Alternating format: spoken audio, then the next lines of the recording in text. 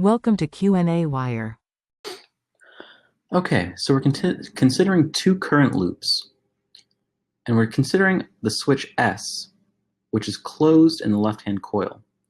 And we want to know what the direction of the induced current is in the other loop, so in the right-hand loop. So when the switch is first closed, the left-hand coil will begin to carry a clockwise current, and we can tell this because the current will flow from the positive end of our battery to our negative end. So the current will flow in this direction. Now, by the right-hand rule, the magnetic field generated by this current in the middle of this loop will be directed into the page.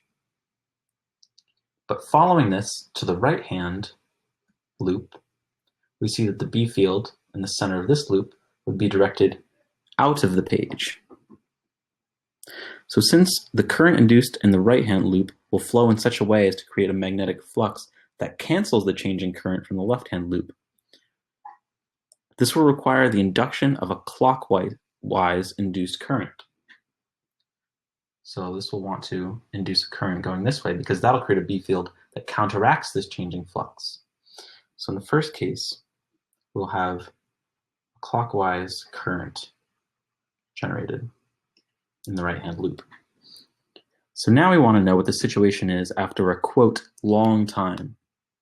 So after a long time, the current in the left-hand loop will attain a steady state value.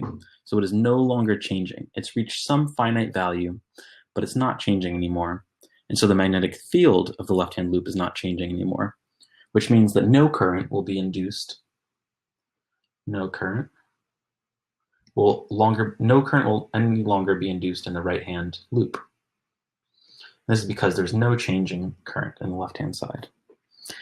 Now for part C, we want to know what the direction of the induced current in the right-hand loop would be if that loop is quickly pulled horizontally to the right.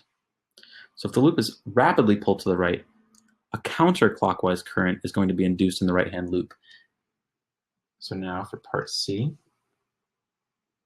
we'll have a counterclockwise current induced. And that's because as we move to the right, the strength of the magnetic field will become weaker, so the net flux will actually be decreasing. Therefore, our answer will be opposite what it was in part A. So we will require a counterclockwise current now to counteract the changing magnetic flux. So those are our answers.